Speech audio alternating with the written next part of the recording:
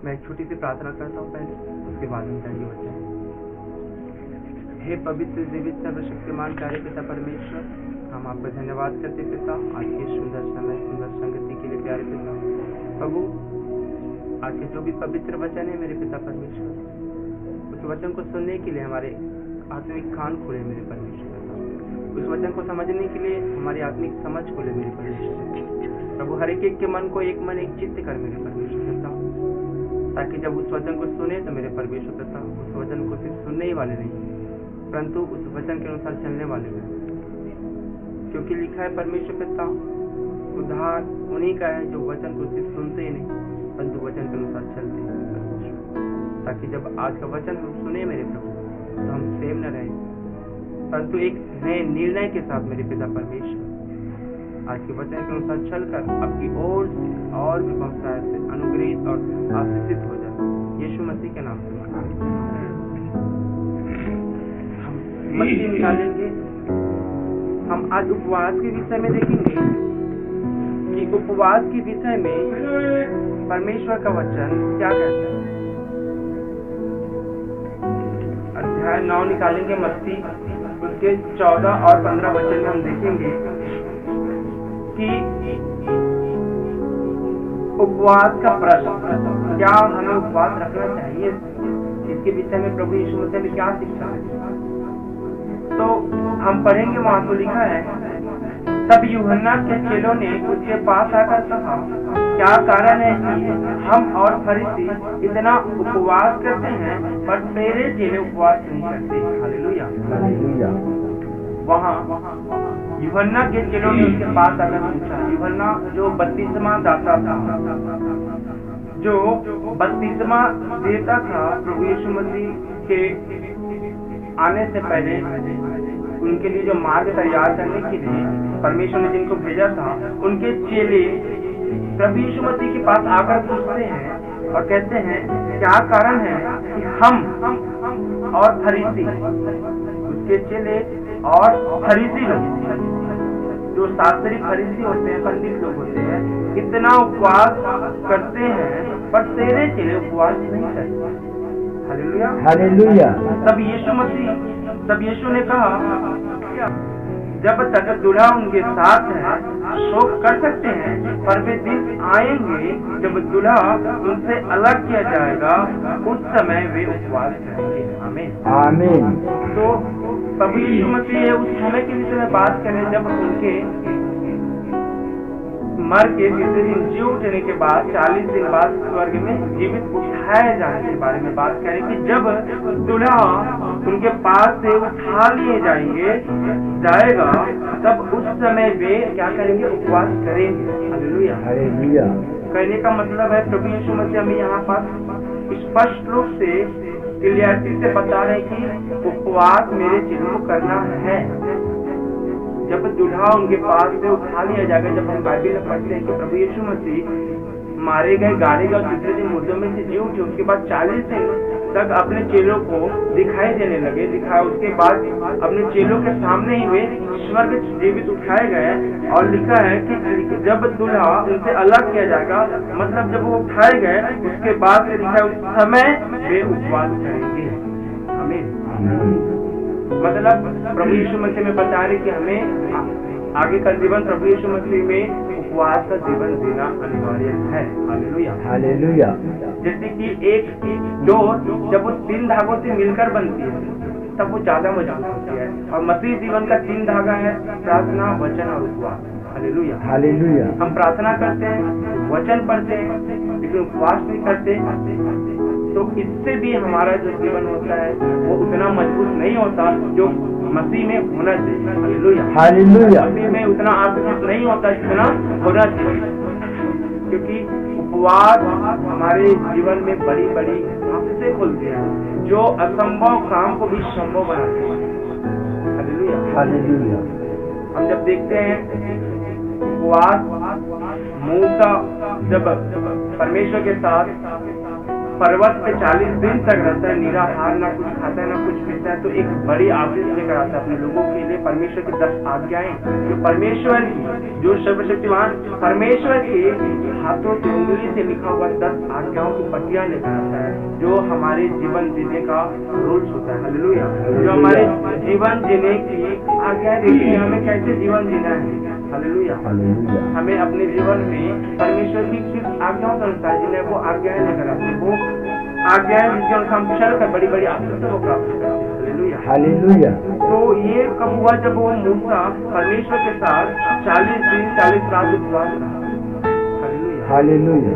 इसका मतलब ये नहीं कहता कि आप 40 दिन आप ही उपवास रहो, उपवास कई प्रकार से होते हैं, लेकिन हमें उपवास कैसा रखना चाहिए उसके विषय हम देखेंगे। तो मत्ती अध्याय 6:16 से 18। हालेलुया। मत्ती अध्याय 6 निकाले मेरे साथ में, और 16 से 18 वचन हम पढ़ेंगे। तो वहाँ पर परमेश्वर का वचन प्रभु यीशु मसीह में उपवास के बारे में सिखाते हैं। कहते हैं, जब तुम उपवास करो तो कपटियों के समान तुम्हारे मुंह पर उदासी छाई न रहे, क्योंकि वे अपना मुंह बनाए रहते हैं ताकि लोग उन्हें उपवासी जाने। मैं तुमसे सच कहता हूँ, मैं तुमसे सच कहता हूँ, वे अपना प्रतिफल पा चुके। परंतु जब तू उपवास करे तो अपने सिर पर तेल मल और मुंह धो, ताकि लोग नहीं परंतु तेरा पिता जो गुप्त में है तुझे उपवासी जाने। इस दशा में तेरा पिता जो गुप्त में देखता है तुझे प्रतिफल देगा। आमीन। परमेश्वर प्रभु यीशु मसीह हमें इनडायरेक्टली या उपवास करना सिखा रहे हैं। ये नहीं कह रहे कि अगर तुम उपवास करो जब तुम्हारी मर्जी हो। प्रभु यीशु मसीह कहते हैं, जब तुम उपवास करो, जैसे लिखा है, जब तुम प्रार्थना करो तो गुप्त में प्रार्थना करो। हालेलुया। हालेलुया। प्रभु यीशु मसीह उपवास के विषय में कहते हैं, जब तुम उपवास करो। हमने पिछले वचन में पढ़ा कि जब दूल्हा उनके पास उठा लिया जाएगा तो तब वे उपवास करेंगे, और उपवास करेंगे तो कैसे करेंगे, उस विषय में हमें दिखा रहे हैं कि हमें उपवास कैसे करना चाहिए। लिखा है, जब तुम उपवास करो। पहले हम जब अन्य जाति में थे तो हम ढूंढते थे, उदास रहते थे कि यदि कोई देख ले तो हमें पूछे कि तुम क्यों उदास हो, तो हम उसको बताएं कि भाई हम उपवास है, ताकि उसके सामने में हमारी क्या हो, आदर बढ़े, सम्मान बढ़े कि ये भाई ये बहन उपवास है। अरे वाह, उपवास नहीं कर सकती, उपवास है। चलो भगवान का भला करे, ईश्वर इनका भला करे। हालेलुया। हालेलुया। पहले हम ऐसे ही सोचते थे। पहले जब हम अन्य जाति में थे तो खुला पैर जाते थे, ताकि लोग हमें देख बोले कि भाई तू क्यों खुला पैर है, तो बोले हम उपवास है भाई। हालेलुया। हालेलुया।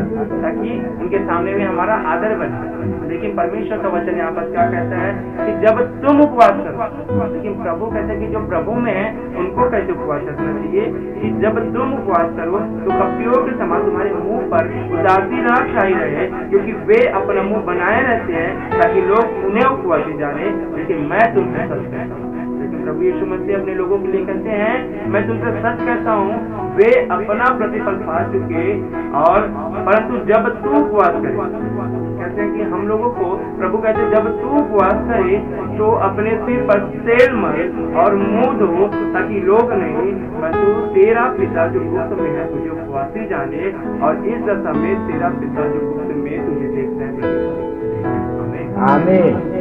तो हमें उपवास इसलिए दिल से रखना चाहिए, न कि हमको दिखाने के लिए, क्योंकि लिखा है उपवास की दशा में यदि हम दिखाने के लिए उपवास करें तो उसका हमें कोई प्रतिफल नहीं मिलेगा, जैसे अन्य जाति लोग करते हैं। हालेलुया। हालेलुया। हमें उपवास करना है तो हमें तेल लगाना है, मुंह धोना है और हंसते रहना है। लोगों को पता भी ना चले, परंतु हमारे स्वर्गीय पिता को पता चले कि हम अपने पिता के लिए उपवास करें, ताकि हम अपने पिता के साथ अपने रिश्ते को मजबूत कर सके, अपने प्रेम को मजबूत कर सके। क्योंकि जब हम उपवास करते हैं तो शरीर मरता है। हालेलुया। हालेलुया। शरीर भूख के मारे मरता है, परंतु आत्मा जीवित रहती है। और लिखा है परमेश्वर आत्मा है, और आत्मा जो प्रभु के साथ में रहती है वो आत्मा की बातें सुन सकती है। हालेलुया। हालेलुया। जब हम उपवास रहते हैं, जब हम शरीर में नहीं आत्मा में रहते हैं तो हम परमेश्वर की आवाज सुन सकते हैं, समझ सकते हैं, क्योंकि परमेश्वर आत्मा है। Hallelujah, hallelujah. इसीलिए परमेश्वर का अगला वचन कहता है अध्याय 17 की 21 में, मत्ती अध्याय 17 की 21 में हम देखेंगे तो वहाँ पर परमेश्वर का पवित्र वचन कहता है कि हमें उपवास क्यों रखना चाहिए, हमें उपवास रखने से क्या फायदे होते। लिखा है पर यह जाति बिना प्रार्थना और उपवास की नहीं निकलती। Hallelujah, hallelujah. यह जाति कहने का मतलब है कि कई हमारी जो आशीषें हैं, कई हमारी जो छुटकारे हीलिंग होती है, कई हमारी जो डिलीवरेंस होता है वो हमारे बिना प्रार्थना और नहीं निकलती।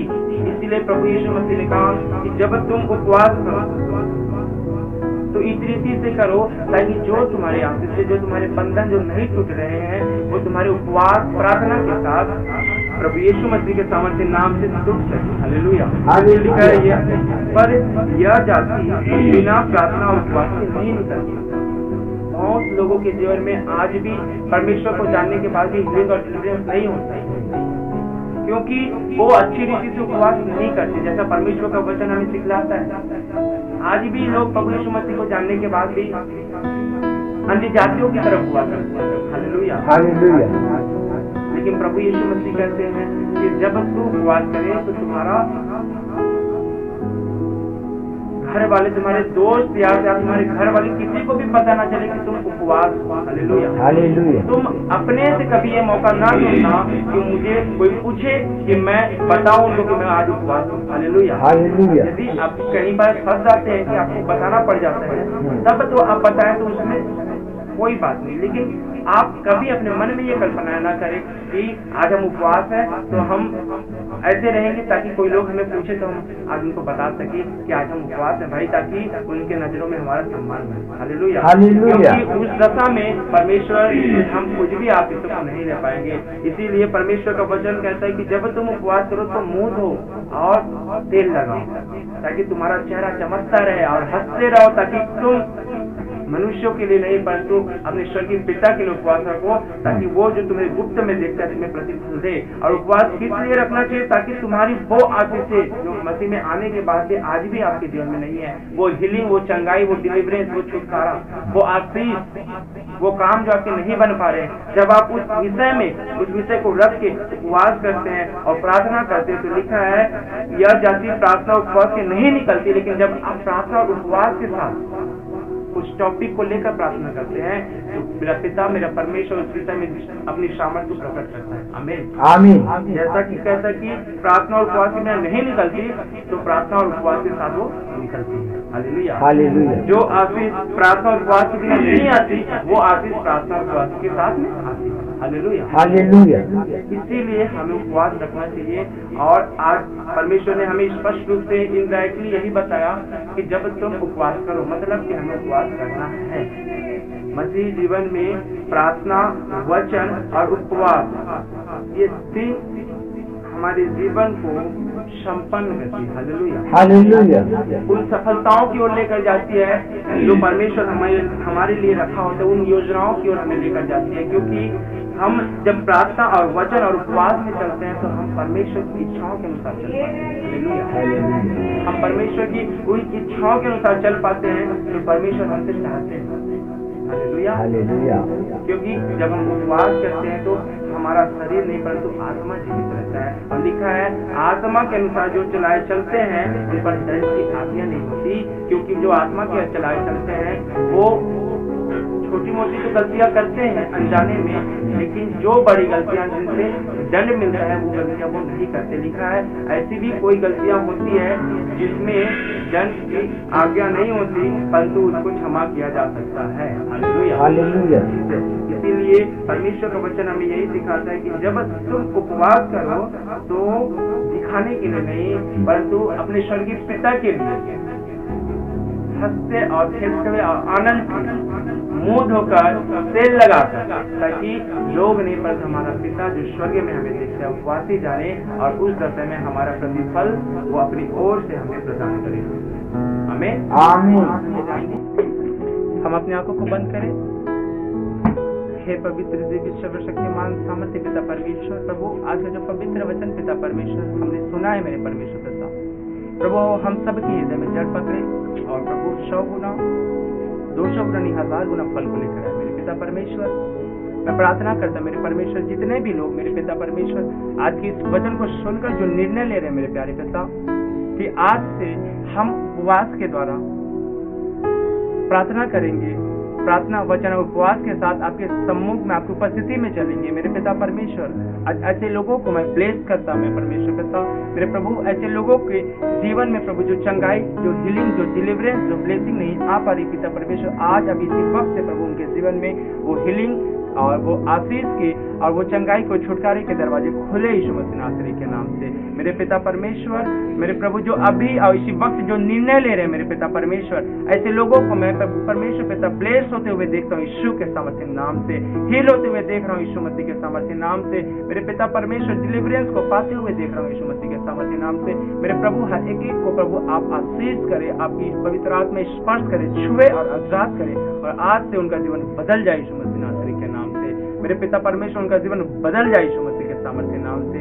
मेरे प्रभु परमेश्वर पिता, मैं आपका कोटि कोटि धन्यवाद करता हूँ प्रभु जी। मैं प्रार्थना करता हूँ जितने भी लोग देख रहे हैं प्रभु परमेश्वर पिता, यदि वो बीमार है अपनी बीमारी वाली जगह पे हाथ रखे, मैं प्रार्थना करता पवित्र आत्मा उनको स्पर्श करे और वो अपनी बीमारियों से छूट जाए यीशु मसीह के सामर्थ्य नाम से। Be healed and B free in the name of Jesus Christ. मेरे पिता परमेश्वर पवित्र आत्मा उनको छुए और फ्री करे, आजाद करे। मैं चंगाई की घोषणा करता हूँ उनकी बॉडी में यीशु मसीह के सामर्थ्य नाम से। छोड़ जाओ अपनी बीमारियों से, और जिनके जीवन में मेरे प्रभु जो भी आशीष नहीं है प्रभु, चाहे बच्ची की आशीष हो मेरे पिता परमेश्वर, प्रभु उनकी जो आशीषें जो बंधने हैं मेरे प्रभु तोड़ जाए, उनका गर्भ परमेश्वर के यीशु मसीह के नाम से ठहर जाए in the name of Jesus Christ. धन्यवाद करता पिता, प्रार्थना यीशु के नाम से।